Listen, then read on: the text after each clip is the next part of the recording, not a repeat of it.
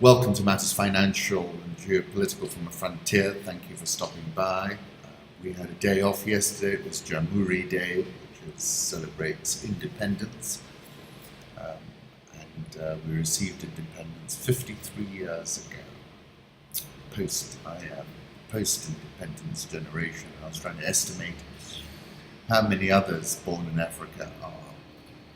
Those in the know believe there are around 18 elephants remaining that can be classified as big Tuskers. This is David Yarrow. And he's then posted some footage on Facebook. Have a look at that link. For those concerned about the disclosure of these elephants' location, it is not something to worry about. This film was shot 10 weeks ago and we've delayed its release to ensure that the elephants would be in totally new locations. The big Tuskers are well taken care of in Tsavo and Amboseli. Tsavo is absolutely vast and difficult to access, whilst Tim is under constant surveillance. We would not risk endangering these animals. This is a photograph of Tim strolling through a yellow fever tree forest in southern Kenya. Stay safe, mate. It's been awesome. That was David Yarrow. I haven't seen Tim. It's been a full-on assignment. These magnificent elephants are the kings of East Africa, and it is humbling to see them so close. David Yarrow again. We've been to the Tsavo several times. This is a photograph of the sign, the Mombasa-Nairobi Railway, the old one, which was known as the Lunatic Express. This is the sign just outside Tsavo East. And then we were in Tsavo West recently with finch hattons. They too have a tusker in the vicinity of the property.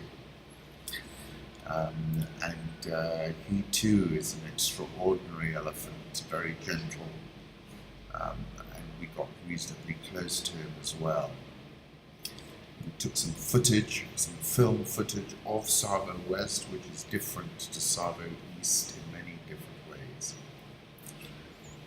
Through photosynthesis, it's been estimated that these single-cell algae produce up to 1/4 of the Earth's oxygen. Interesting. US is saying it's ready for talks with North Korea without preconditions. This is Tillerson. The Democrat Doug Jones won the election as US Senator from Alabama. And this was a big result. Alabama results show, and his opponent is not conceding, that Doug Jones got 49.6%. versus Roy Moore's 48.8%. And in that vote, we can say that there is hope for the world yet. That was with 90% of precincts reporting. Doug Jones was the fellow who successfully prosecuted the Klansmen who bombed the Birmingham church that killed 4 little girls. He has now been elected to the US Senate. He said, quoting Martin Luther King Jr. and Barack Obama, who must have been quoting Martin Luther King Jr. himself, "The moral arc of the universe is long, but it bends towards justice." Doug Jones is the first Democrat elected to the United States Senate from Alabama since 1992. The dollar reacted, went lower initially because the perception is it's going to make it more difficult to pass the tax bill. So quite a result, a lot of excitement around the Democrat and folks more aligned with the Democrats all over the world, particularly around the world. Is it a signal of a trend change? Is it a signal that Trump has now got to tread more carefully? We're going to find out over the next coming weeks and months.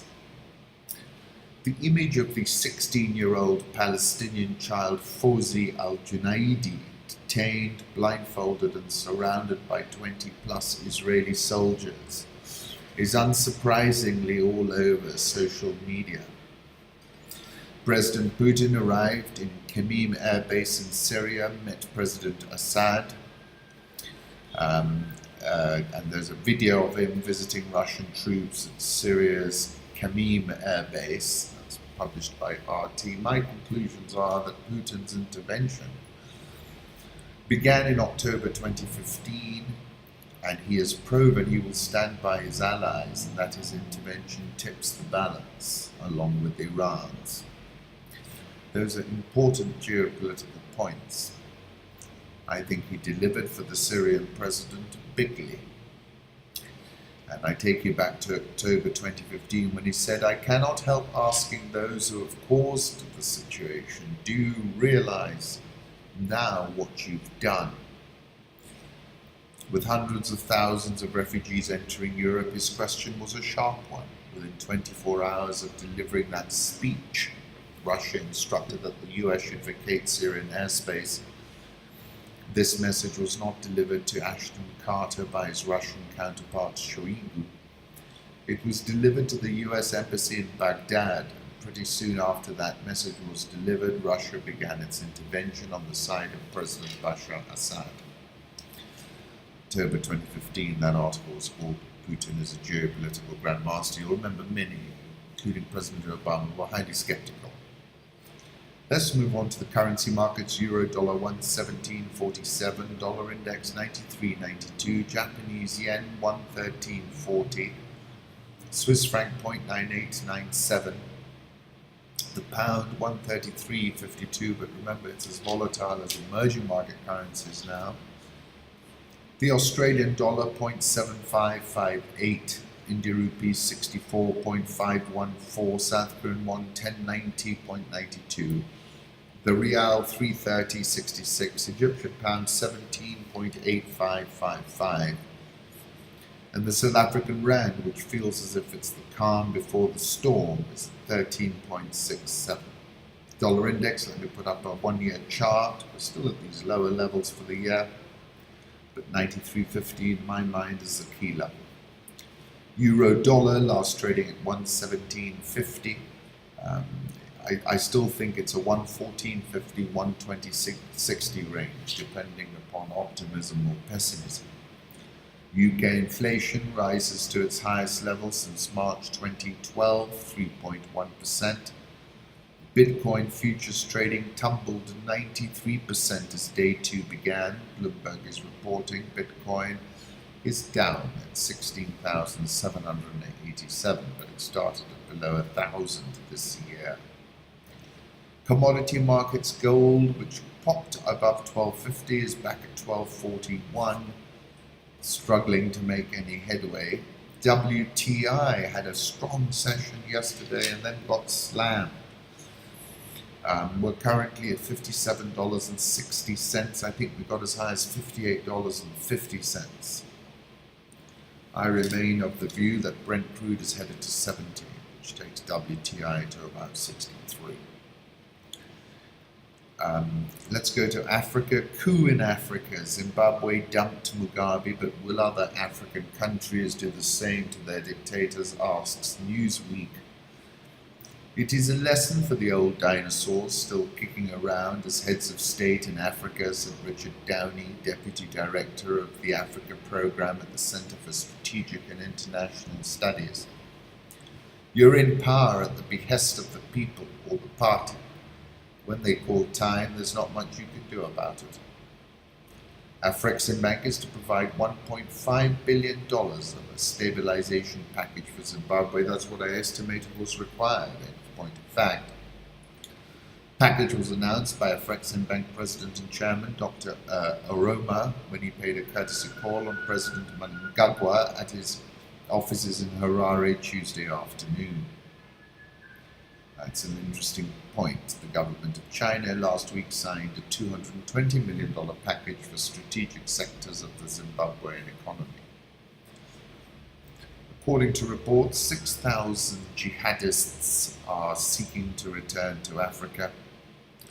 For the first time in 20 years, the presidency, South African presidency, has started to compose regulations for a state of emergency. Rapport, sister publication in News 24, saw the draft regulations in terms of the State of Emergency Act 64, 1997. In terms of these draft regulations, any security official will have far-reaching powers to act within his or her own judgment, arrest people, search property, or cut communication channels, such as cell phones or the internet. That seems a bit dramatic. As a policy security analyst says, a week before the ANC elective conference, reports emerged of the presidency drafting regulations for a state of emergency. That surely would be a step too far.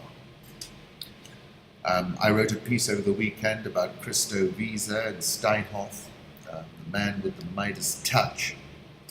I said as I scrambled to catch up with the story, I was amazed at how it was being reported in South Africa, and quite a few people have picked up on this, which proudly advances the idea that it is the most liquid market in Africa. SABC News was reporting the story from the angle of black disempowerment, that Steinhoff did not have sufficient BEE correlated representation, and this was the fundamental flaw. JSE was arguing it was the primary listing was in Frankfurt, and therefore the primary investigation should be led by the Europeans. No one seemed keen on establishing the facts and sizing the whole, other than opining on the share price collapse and Christo's exponentially reducing fortune. This forensic intellectual cul-de-sac seemingly across vast swathes of South African media, and I've got to give a shout out to Alicia Seckham of Business Day TV, who asked some serious questions and compared it to Enron. And I was very curious, and it made me wonder if the Zupta's linguistic onslaught over the years had not dumbed things down big. Then came across a report by Viceroy Research, well worth reading in full, who at one point conclude the above facts indicate Steinhoff appear to be running a Ponzi scheme, as these non-cash earnings are disguised through issuing fresh equity. The report is worth reading in full. Put up a photograph of Christo Wiese, and he of course is a big shareholder at ShopRite, who said, "You don't often know what the demand is there if there is no supply. In some markets, they ShopRite go in and it is like Christmas. For many consumers, relatively affordable foodstuffs are a dream come true." CNBC interview about behind the Steinhoff struggle. South African all-share up 13.56% this year. South Africa's rand could be in for a wild ride this week, the decision around who's going to lead the ANC, because whoever leads the ANC automatically becomes the president. And we get an answer to that question this weekend. Dollar rand, last time I looked, 13.67. How our crew landed in Paris. This is the Nigerian contingent going to the One World Summit. Nigerian all-share is up 44.84% so far this year. Ghana Stock Exchange is up 49.89% this year. 4 licenses in the 24 million people market is a non-sustainable scenario. This is Dos Santos, the former Angolan president's oldest daughter. She has one of those licenses, or a big chunk of it, obviously not keen on someone else getting one. President Kenyatta bets on 4 key sectors to boost growth. The youth, he said, will be at the center of the 4 pillars, dubbed the Big Four. Includes food security, affordable housing, manufacturing, and affordable healthcare. The Nairobi all-share is up 32% so far this year. It's had a good year. NSE 20 is up 17.12% this year. Not as good. That's simply because Safaricom has a bigger weighting in the all-share. And if you're interested in checking into any share price, that's the final link on today's